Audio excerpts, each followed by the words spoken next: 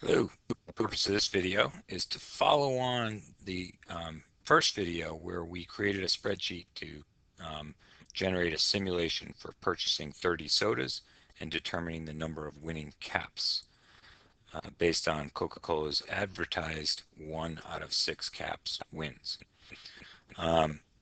We assigned the number 6 to be the winning number, and we had 30 sodas being purchased. And if you remember, we hit F9, function F9, and that each time we do that is the equivalent of purchasing 30 sodas, and we get a chance to see how many winning caps we have.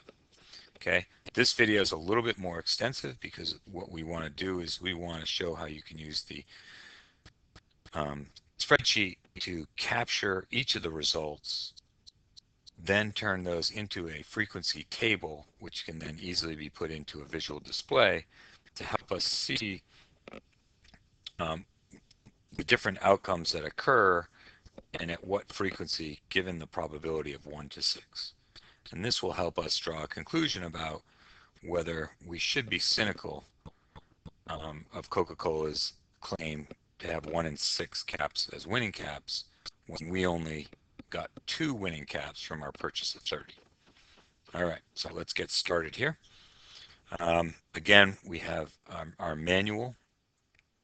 So we'll have to remember to hit the calculate now spreadsheet or function F9. But the other thing to look for is this developer website or menu. If you don't have it available, then you can make it available by going to File, Options, Customize Ribbon, and then look to click on the Developer tab. Okay, and we'll tell you why that's important in a second. First thing we do is just want to go ahead and capture the result by going Control C, and then go ahead and hit the right mouse button, and we want to paste it as a value, so it's not pasted as a formula. Okay, so this takes our result from our 30, and where we had 3 winning caps, and then it's going to build a library of the results. Then we'll want to take that library and put it into a frequency distribution table. And so what are our possible outcomes? Well, we could actually have 0, 1, 2. And one of the good things about the spreadsheet is when you set up a pattern and then you drag this right box, the bottom right box, it keeps following that pattern. So we want to get to 30 as our possible outcomes. Now this is this is the tricky part into creating a frequency table, is you have to highlight all of the cells next to the bins. And then while it's highlighted, start the command equals frequency and tell it where you're going to get the data from. So for us, it's going to be F:(F), and then the bin array is going to be I2 to I32. And here's the, you can see it goes right down to 30. Okay, and so here's the part that's important, is you have to hold down simultaneously Control Shift and then hit Enter, and that fills out the commands appropriately to create a frequency distribution table. All right, or frequency table, sorry. All right, cool. So now we want to keep a running total of this, a history of it, and this is where our macro will come in.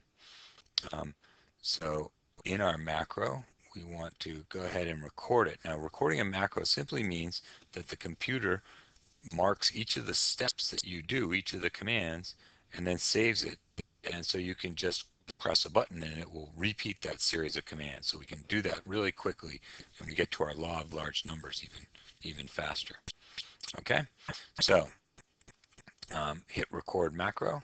We'll call it purchase sodas. Can't have a space in there.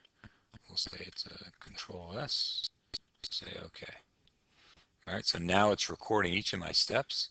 And my first step, remember, is function F9 because I want to have a new purchase of 30. And then I want to make room for that new outcome. So I'm going to go ahead and say insert and shift the cells down, the results down, and then Control C, so it copies, and then paste as a value. All right, and now uh, next time I'll hit, well, you'll see that the frequency table will fill out next time I hit the function F9 key.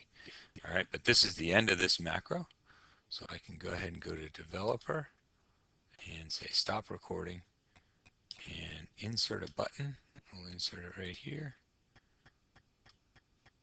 and we'll say, hey, look, purchase sodas, and we will call it purchase 30 sodas. Okay, and so you can see what's happening now is you can see here that the outcomes are being captured and that my frequency distribution is being updated. And so now I get to go and create a visual display of this.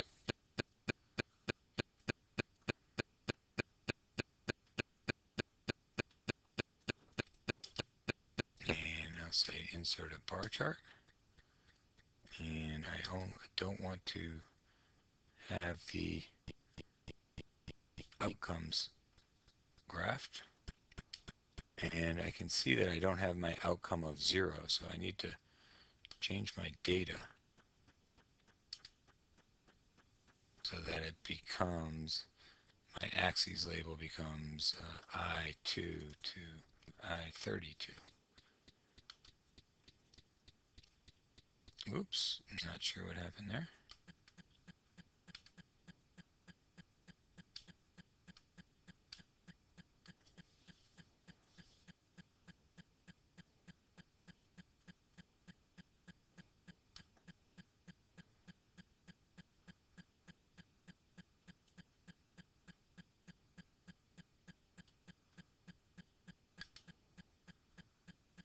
Okay, and again,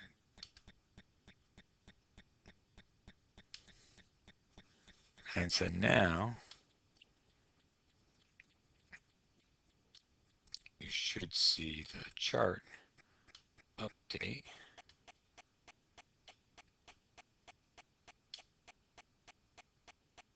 as I do my frequencies. For that I got a 0. Okay, I'll be patient and you start to see the chart update. Kind of cool. And then as you look and see these, you see, hey, look, I got maybe 5 2s, 1 1. So, geez, out of all these, but how do I know how many I've got? So, this is where we want to create another kind of, well, what do I actually have here in terms of the probability or the ratios? All right, and I can use a spreadsheet and the commands there to help me understand a little bit with a little bit more precision. But here, just looking at this, I can see, you know, I got 5, 1, and 1, so 7 out of the total purchases. Man, maybe it wasn't so unusual to get only 2 winning caps out of 30. All right, but let's look at the numbers. All right, and so first thing, count if, and I was going to say count if, and I'm going to say F colon F, and the criteria is that it is less than 3. So that value is going to tell me, well, geez, how many times did we get 2 or less winners out of a purchase of 30? Oops. So I forgot. I didn't do the.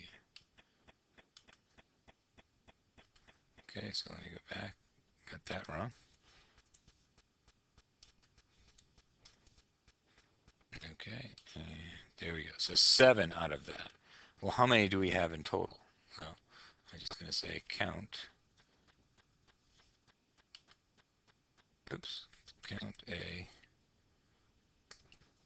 F colon F.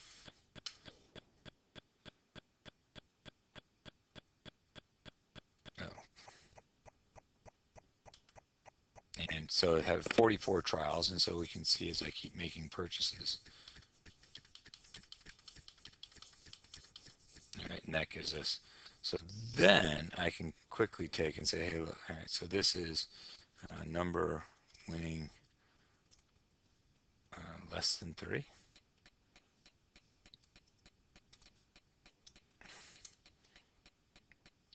Number purchases, percentage.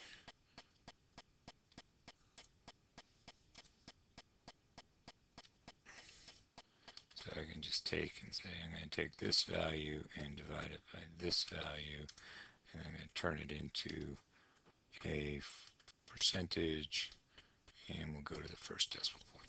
All right, so there's my winning percentage right there. So it looks like about 16% of the time we're getting 2 or less winning. And what's happening here is I purchase a bunch more.